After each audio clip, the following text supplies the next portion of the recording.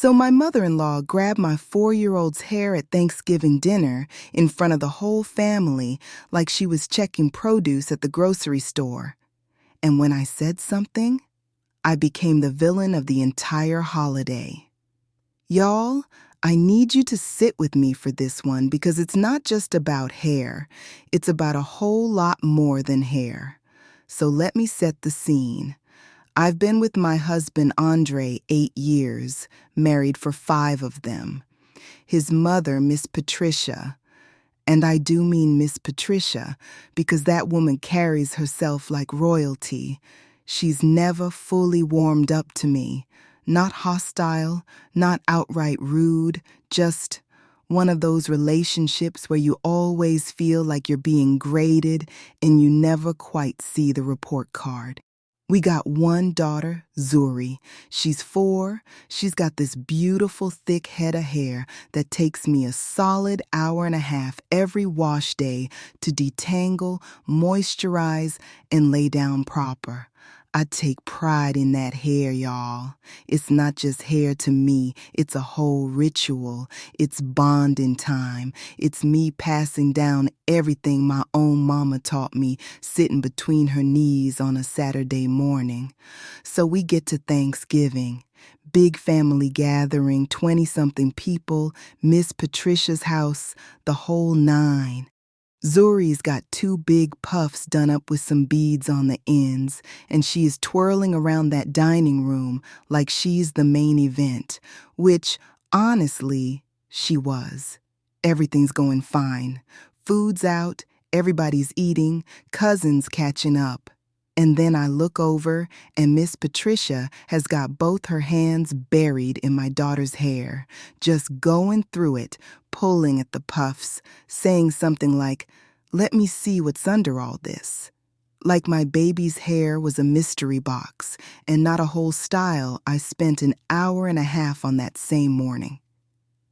Zuri's little face went from happy to confused real quick. She didn't even understand what was happening. She just knew somebody's hands were in her hair without asking. If you're new here, we tell one real story every week. Subscribe, because this one's about to get real. Now, I want to be clear. I didn't yell. I didn't make a scene, at least not at first. I walked over calm as I could and I said, "Miss Patricia, please don't touch her hair. She just got it done." Simple, polite, direct, and chilly. The look she gave me. She said, and I quote, "I'm just admiring my granddaughter. You don't have to be so sensitive about it." In front of everybody, aunts, uncles, cousins, all still sitting there with forks halfway to their mouths. I said it again, a little firmer this time, because Zuri was still standing there looking uncomfortable. I said, "I understand, but she doesn't like her hair touched without asking, and I need you to respect that." That's when it really went left. Miss Patricia stood up from that table and said I was teaching that baby to be difficult, and that, in her day, children didn't get a say in who touched them. Which, I had to pause for a second, because that sentence alone told me everything about where this was really coming from.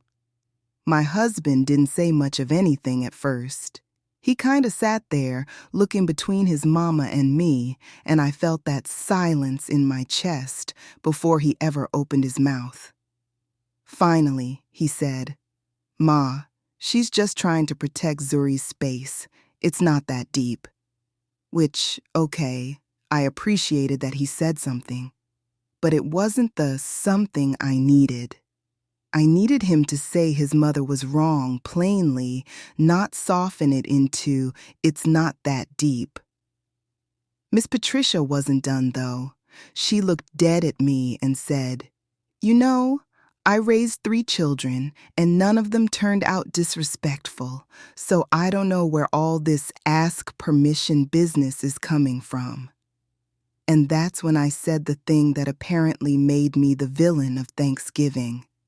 I said, With all due respect, Miss Patricia, my daughter's body isn't up for debate at your dinner table. Black children get taught their whole lives that grown folks got the right to touch them without asking, and I refuse to raise my baby that way. This isn't about disrespect. This is about her learning early that her hair, her body, her space, that's hers. The table went quiet in that way where you can hear forks against plates and nothing else. Miss Patricia didn't say another word to me the rest of the night. Not one. She served everybody else pie, skipped right past me and Zuri like we weren't sitting there. We left a little early. Andre was quiet the whole car ride home, and when we got in the house, he finally said, "I think you embarrassed her in front of everybody. Couldn't you have said something to her privately later?" I asked him one question back. Would you have let it go if it was you as a little boy and somebody kept grabbing at you after you already said stop? He didn't have an answer for that one. It's been 3 weeks. Miss Patricia hasn't called. Andre's been caught in the middle, trying to smooth things over between us without really taking a side, which, I love my husband, but that neutral ground gets old real fast when it's your child's boundaries on the line. My sister-in-law texted me privately and said she agreed with me completely, but didn't want to say it out loud at dinner because you know how mama gets. Half my own girlfriend said I handled it exactly right. The other half said I should have pulled her to the side instead of correcting her at the table in front of everybody. I keep coming back to the same thought, though.